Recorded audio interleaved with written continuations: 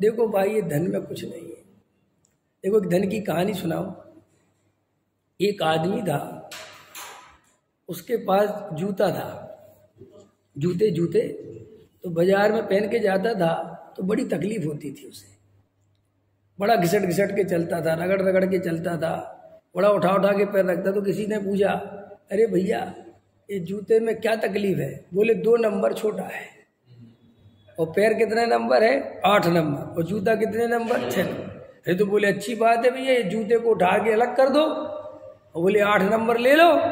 अरे बोले साहब ये तो नहीं कर सकता। तो बोले क्यों नहीं कर सकते?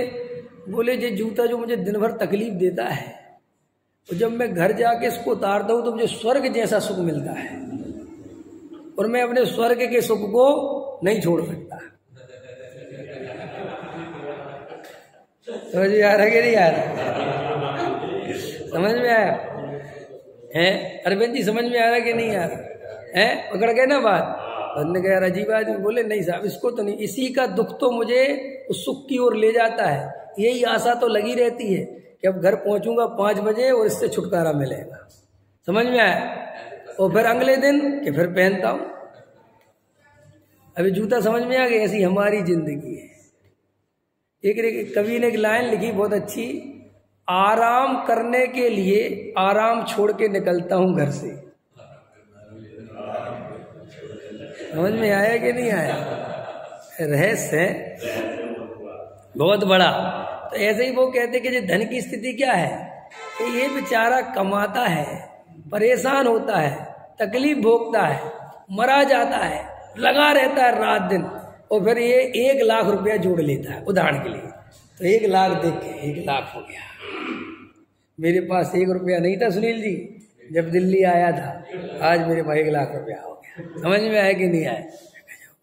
तो फिर कहते अब रुक जा, अब भोग ले कि नहीं अब 2 लाख करूंगा। तो जूता फिर पहनता है। समझ में आया कि नहीं आया? हम कितने करूंगा? तो जूता फिर पहनता है और फिर दौड़ लगाता है। बहुत तकलीफ होती है, बहुत आकुलता होती है। कोई कहता है क्यों लगा रहे, क्यों दौड़ रहे? कहता 1 लाख तो हो गया, 2 लाख के लिए दौड़ लगा रहा हूँ। कि जब 1 लाख हो गया तो कुछ खुशी मिली क्या? थोड़ी मिली थी। तो छोड़ना कि हम नहीं और मिलेगी। फिर 2 लाख, फिर 3 लाख, फिर 3 करोड़, फिर 3 अरब। यही दौड़ लग रही कि नहीं लग रही? अभी हम लोग अंदर से देखें, हमारे पास जितना पैसा है उतना पैसा क्या हम पूरा भोग पाएंगे? बोलो, अपने अपने हाथ रख के भोग पाओगे? अब आपकी दौड़ किस लिए लग रही है कि यार और ज्यादा।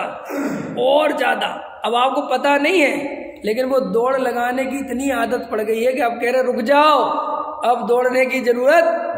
वो कहता अब रुक नहीं सकता।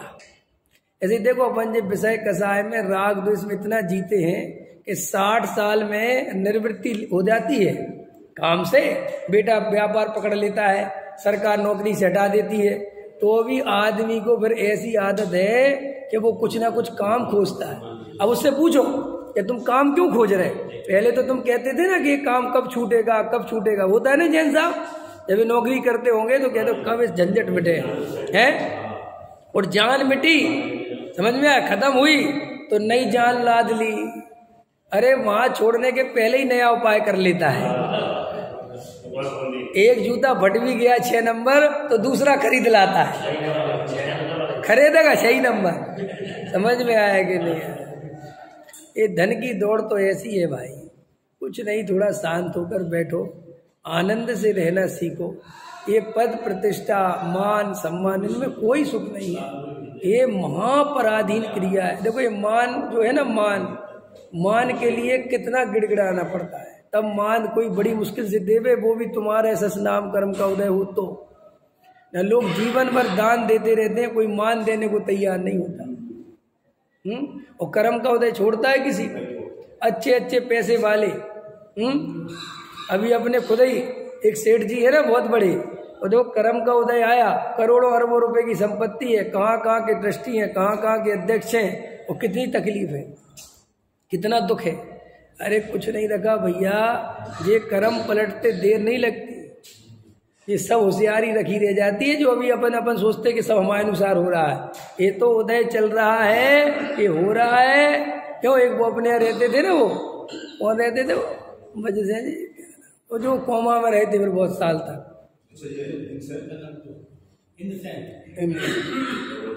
हाँ, मास्टर जी बताते ना सब उनके बारे में, ऐसा करते थे, ऐसा होता था, सब विद्वान आगे पीछे दौड़ते थे, और ये होता था और ये होता था और ये व्यापार और वो व्यापार।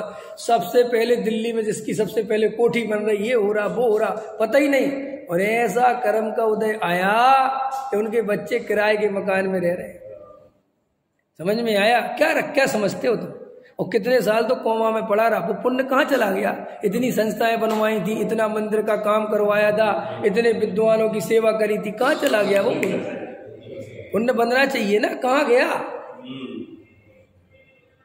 अगर मान के लिए किया है तो तुम्हें ऊपर से भले ही पुण्य लगता हो, बनता तो पाप ही है।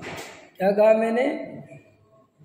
देखो समझो देवेंद्र जी, मैं प्रवचन कर रहा हूं और मेरे अंदर मान है कि मेरा प्रवचन बढ़िया हो, लोग मुझे आगे पीछे दौड़े और मेरा नाम हो, ये अभिप्राय है मेरा, तो मुझे कितना पुण्य बन रहा होगा इस स्वाध्याय करने में। लेकिन लग क्या रहा होगा तुम्हें क्या लग रहा होगा? तुम्हें तो ये लग रहा होगा ना पंडित जी, तो अब देखना मेरा कल के दिन पाप का उदय आए तो तुम्हें मेरा पाप तो पता नहीं, तुम तो मेरा पुण्य ही पुण्य देख रहे थे। समझ में आया? और मेरे अभिप्राय में था वो पाप जो तुम्हें समझ में नहीं आया।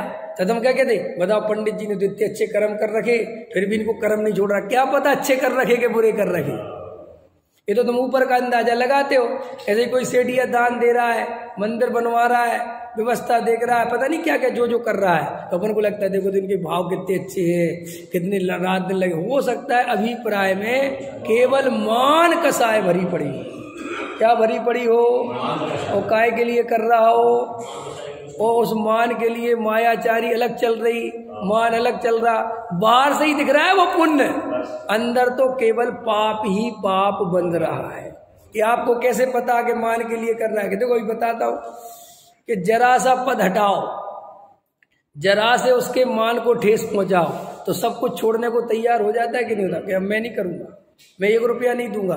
कि आपने 10 लाख रुपए बोले थे, मैं नहीं दूंगा 1 रुपया। ऐसे दान दे के बैठ जाते लोग कि नहीं बैठ जाते? कि क्यों?